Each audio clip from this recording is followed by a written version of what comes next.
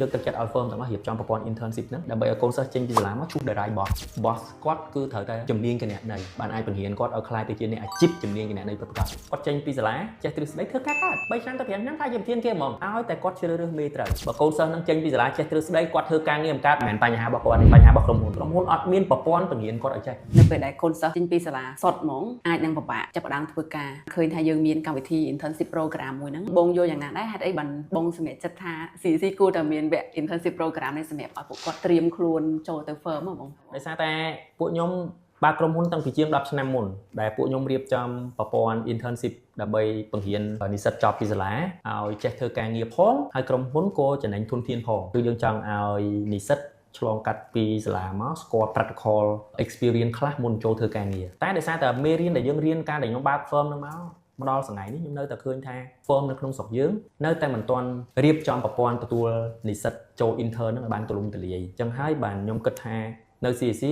គួរតែអាចបង្កើតអ្វីមួយយ៉ាងដែលខ្ញុំហៅថា intensive bookkeeping skill ឬមួយខ្ញុំហៅថា internship program ហ្នឹងយើងបង្កើតអាហ្នឹងគោលបំណងរបស់យើងមាន2សំខាន់ណាទី1យើងចង់ថាដោះស្រាយបញ្ហាថាកូនសិស្សចេញពីសាលាធ្វើការមិនកើតហើយចេះស្ដែងទៅបទពិសោធន៍ខ្ញុំដែលខ្ញុំធ្លាប់បើក firm គាត់ចេញពីសាលាចេះទ្រឹស្ដីធ្វើការកើត3ឆ្នាំទៅ5ឆ្នាំថាជាប្រធានគេហ្មងឲ្យតែគាត់ជ្រើសរើសមេត្រូវរើសកន្លែងការងារត្រូវមានប្រធានជំនាន់មុនបង្រៀនពួកគាត់ឲ្យដើរ step by step អញ្ចឹងមិនមែនចេញពីសាលាធ្វើការមិនកើតទេអ្នកណាក៏ដោយចេញពីអាមេរិកក៏ដោយខ្ញុំគិតថាចេញពីសាលាធ្វើការមិនកើតមែនប៉ុន្តែវាត្រូវមានជំហានឆ្លងដើម្បីទៅធ្វើការកើតចាចេញពីសាលាត្រូវការដុសខាត់បែបណាពីជំហានទី1ទៅជំហានទី2ទៅជំហានទី3ដែលអាចធ្វើឲ្យគាត់ខ្លាយទៅជាប្រធានគេទៅថ្ងៃក្រោយកើតចាអាហ្នឹងគឺដោះស្រាយបញ្ហាអ្នកណាថាកូនសិស្សចេញពីសាលាធ្វើការមិនកើតគឺធ្វើម៉េចឲ្យចេញទៅពីសាលាចេះតែទ្រឹស្ដីទៅដឹងតែធ្វើការកើតហើយបើកូនសិស្សនឹងចេញពីសាលាចេះទ្រឹស្ដីគាត់ធ្វើការងារមិនកើតមិនមែនបញ្ហារបស់គាត់ទេបញ្ហារបស់ក្រុមហ៊ុនអត់មានប្រព័ន្ធបង្រៀនគាត់ឲ្យចេះព្រោះជាក់ស្ដែងក្រុមហ៊ុនពេលដែលរើសគាត់សិតសម្ភាសគាត់មិនអញ្ចឹងទេសម្ភាសផងតេស្តផងអីផងចុងក្រោយថាគាត់ធ្វើការងារមិនកើតមិនមែនបញ្ហាគាត់ទេបញ្ហារបស់ក្រុមហ៊ុនទី2គឺខ្ញុំចង់លើកទឹកចិត្ត firm នៅក្នុងស្រុកខ្មែរយើងទាំងអស់ហ្នឹងណាឲ្យរៀបចំប្រព័ន្ធទទួលយក internship ហ្នឹងដើម្បីជួយបណ្ដុះបណ្ដាលធនធានគណនេយ្យហ្នឹងឲ្យមានមេត្រឹមត្រូវព្រោះបើធនធានគណនេយ្យចេញពីសាលាទៅធ្វើការងារផ្ទាល់មួយ SME ហ្មងណា SME ខ្លះអត់មានប្រធានផ្នែកគណនេយ្យទៅបង្រៀនគាត់ទេទៅដល់ធ្វើការងារផ្ទាល់មួយតកែចាជឿថាតកែអាចបង្រៀនគាត់ឲ្យចេះការងារគណនេយ្យមិនអាចទេមិនអញ្ចឹងទៅទេ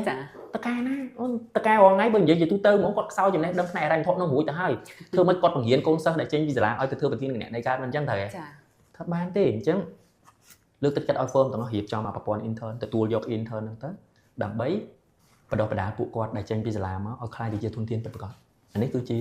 អ្វីដែលយើងគោលដៅ2ហ្នឹងអញ្ចឹងត្រឡប់មកវិញគោលដៅ2ទី1ខ្ញុំចង់ដោះស្រាយថាកូនសិស្សចេញពីសាលាធ្វើការមិនកើតឲ្យគាត់ធ្វើការកើតទី2លើកទឹកចិត្តឲ្យ firm ទាំងអស់រៀបចំប្រព័ន្ធ internship ហ្នឹងដើម្បីអីដើម្បីឲ្យកូនសិស្សចេញពីសាលាមកជួប direct boss គឺ boss គាត់គឺត្រូវតែជំនាញគណនេយ្យបានអាចបង្រៀនគាត់ឲ្យខ្លាយទៅជាអ្នកអាជីពជំនាញគណនេយ្យពិតប្រាកដចាបងដូចថ្នាលមួយដែរជាថ្នាលនិយាយទៅត្រូវតែថ្នាលរៀបថ្នាល1 2 3ដើម្បីឲ្យគាត់ធ្វើការងារ